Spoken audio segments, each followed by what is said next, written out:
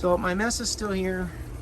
Injured bar has been working since they reset it. The wattage has been mimicking most of what these say, 10 watts, 12 watts. My sump is clean. Fleece roll has been doing good. I'm still on the same fleece. It's about getting to the point where I'm probably gonna shave it and it's starting to go over the edge, but it's not getting bound up yet. I haven't run my skimmer in weeks because my Chaeto kept dying because there's not enough nutrients in the water, so it's been off for weeks. It's crazy. I can't even get my tank dirty. The two BRS heaters, same controller I've always had. I use the energy bar from the Apex as a backup, so if that fails and the temperature overheats, the Apex will shut it off, and yes, it's a full mess. I monitor my flow of my tank, which is about 330 gallons per hour. I run my reactor, which I haven't had great success with, but since I shut the skimmer off and gave it a little more light, it seems like it's getting better, I think.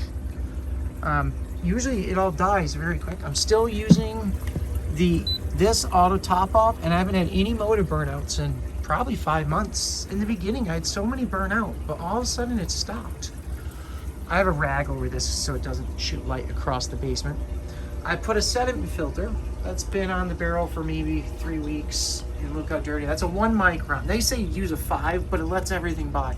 That keeps my barrel, you guys want to see inside it, crystal clear. Oh, see the bottom? Oh, you can see the bottom thing. See that brown on the bottom? Now I'll reach down there and wipe that, and the filter will suck it up. Normally this whole barrel will be covered in that everywhere, but I've been running that pump down there with this reactor with a 1 micron filter. Look how dirty it is. And I run it I think 2 or 3 hours a night. In the night I have it auto turn on for 3 hours and then back off again. And then as you guys know, I use really good salt. I've even upgraded to this salt. I have tons of it. I mean, if you look in here, I got about 5 or 6 buckets.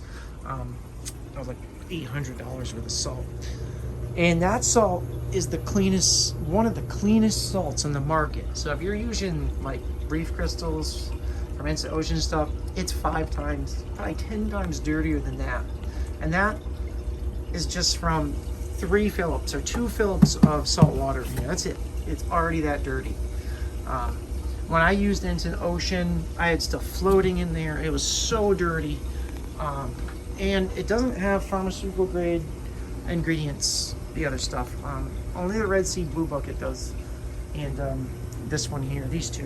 The bioactive one isn't as popular, so it's always in stock, and it's got an extra ingredient. It has everything this has. 1 DKH higher, so less alkalinity has to be added in your water, because it runs at 8, that one runs at 7. Everything else is the same. It has 1 more ingredient that's supposed to make it even better salt. It's the same basic price as that one. So I just thought I'd update it. Oh, and I bought this. Oh, I forgot the brand. I don't know if it's Aquamarine or something. 15-gallon fresh water holder. You just pull this thing out. My only complaint is water drips down on the outside. That's on the inside. Every time you pull this out or fill it, you just fill it. You just dump your bucket of water in and you shut it, and that's it. And then it'll fill right up. Awesome. That I waited so long to buy because it was 180 bucks. Probably one of the best purchases I've ever made, because I was just using a 5-gallon bucket before and it was emptying every 3 to 4 days. This, all I do is go fill this bucket up with my RO water and dump it in, and 1 bucketful will fill that right up, right where it is, and it'll take me about 5 seconds to dump it in. So I just thought I'd give a quick update. All right, I've got the other video for this tank. You guys have questions, ask. And once again, I apologize on how little I have for videos out right now. I'm a little too busy with work. I don't know if I showed this already. I bought one of these pre-made boards to mount your controls on. I just put it there to see if I could temporarily mount some of this stuff to it, because it's just getting really busy over here. This whole bar is gonna go. This one will probably stay and go up here, because I got 3 of these. I want everything linked so I can monitor it all. I really like the Apex, okay? So I've got my temperature. Yeah, look how low my pH is. It's always like that. My last tank, Had no problem with anything, so I don't even fiddle with it. My salt's spot on, my alkalinity, and then I set it to show up all my readings right here. Alkalinity, calcium, magnesium, salt. And this little control controls everything, actually. You can use a tablet or your phone, but I like having this right at my fingertips so I can just see it at any time while I'm down here. Nothing's really neatened up again, okay? It's just sitting here. But the Trident, amazing. It takes like 25 minutes to perform all 3 tests. It doesn't make any noise. I can't even hear it. So many people say it makes noise. If you can hear it, then you're in a dead silent home. Because I can't even hear it standing right now in front of it. If I turn that on, I heard one click, that's it. Other than that, everything else good. My UV light's still running. It's about almost a year old now, or about 8 months old. The lifespan on these are like 14, 15 months, UV lights. Now I work with UV lights for a living. They actually got one here. It's not even on. It's for my evaporator coil. I just broke my plug on it.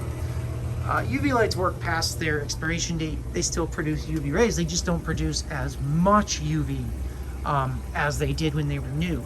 They could last up to 2 years. So it's really up to you when you feel like changing it. I'm not hyper sensitive on my UV light. It runs 24/7. I'd like to get the flow on it, but they don't make a 3/4 inch flow sensor. They only make 1/2 inch and 1 inch and bigger. It makes no sense because 3/4 is pretty common. I'd like to know what my reactor here is flowing at. I've got Group Absorb in there, still absorbing up all the any chemicals in my tank from when I treated ick. I'm still using my Kmart doser. I'm looking at the Ecotech doser, the Versa. That thing, that is a constant duty parasitic pump. It can do water changes and everything. Last year the app was so lame. It had no features, and I'm trying to find an update video, but I can't. So I haven't been able to find a video on the app now. Back then, all you could do is tell it a time to dose and how long you want it to dose for, 50 mils a minute, 100 mils a minute. But it went all the way up to 200, what was it, 200 liters? 200 mils a minute or something like that, which is like 1,000 liters, which came up to about 270, something like that, gallons an hour it can pump. But that could do a water change in my tank in probably under 10 minutes with a dosing pump. But it's $650, $250 a head or $650 for 4. But until I see the updated version of the app so I can see if I like it, the Kmart doser, that one there, and I've got the little Wi-Fi one down here, this tiny little thing, the best app I've ever seen on a dosing pump, period. Now, they don't do water changes. They're not stepper motors, but this is a really nice doser. It's Wi-Fi. I can see it and use it when I'm not home. All right, I don't want to carry on too long, but I just want you guys to know I'll do videos, if I get slow with work. I'm starting to slow down a little bit, get some more videos out. But my main tank is pretty boring right now. It has nothing in it. I do have some new fish. I don't know what I have showed you guys. I got a Tiger Watchman goby, bristle tang, timoni tang, bristle nose timoni tang. I got the red hawkfish, my 2 damsels,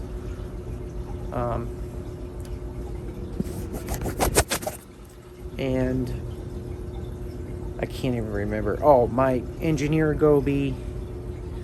He's really getting big. He's pretty awesome though. And I was going to get another Bella goby. The guy was ordering me another one because mine died, but it didn't come in. But I don't know if I want 2 Watchman gobies because they are destroying my tank. The one. All right, guys. I'm going to post this for you. And hopefully that video was not... I apologize if that's blurry the whole time it was aimed at me. I'm really sorry about that. Also, on the Apex, I am having a lot of fluctuation in the wattage. I dealt with tech support again. The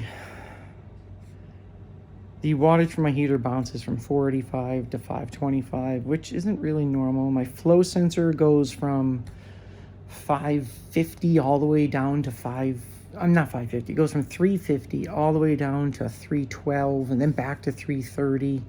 I don't know why. They told me if it continues to drop and do all these fluctuations, to call them back up. And just their tech support's really good. They call you, they speak to you on the phone for an hour or so. They just link to your computer. They look at everything. He's checked everything on my Apex. There was a lot of things that didn't work when I first got it, and he got everything to work, but still a little fluctuation on some items, like the wattage and amperage bounces around too much. Like if I put a regular watt meter on it, it's 385 for my heaters, and it doesn't really move. Even like my Chato pump, it draws 3 watts. It'll be 2 watts, 1 watt, 3 watts, 2 watts, 1 watt. That shouldn't be changing because it's one speed all the time. So there is some fluctuation. He said if it keeps doing that, we have to find out if it's the heater doing that or if it's actually the energy bar. So he wants me to do some tests, eliminate, I have 2 heaters, do 1 heater, see if that one makes it fluctuate, which I still think it's going to because it's doing it with some of my other stuff. But I don't know. We'll find out. Just want a little update on that. The Apex Trident works great.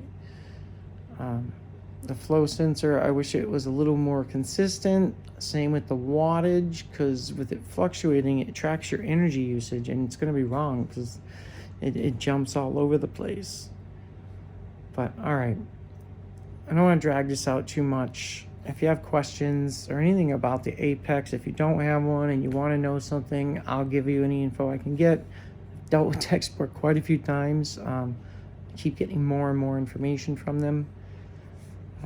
The advanced programming is a little complex. I got the manual, and it's a little bit to get used to. So when you want to get into the more crazy stuff, have multiple things attached and control stuff, it gets a little hard. It's a learning curve, let me tell you, and you got to read the manual like 7 times, and you'll still probably struggle with it unless you're really, really good at understanding that stuff. All the commands change for different things. You gotta use them in the right orders or they don't work. It's very important to read the manual. Usually if I read it enough, I'll catch on, but it's been struggling for me at least. I've read it quite a few times, and I'm still having a hard time with it. And I'm still not understanding virtual outputs, which the next time I talk with tech support, I gotta talk to them about that because I don't understand it. You get virtual outlet for a lot of your main outlets, but I just don't get it, the purpose of it, which I'll have to talk to them about so I can understand it more. All right, I might break this up into a couple of videos, maybe not, we'll see what happens. All right guys, I'll see ya once again. We'll see ya, bye-bye.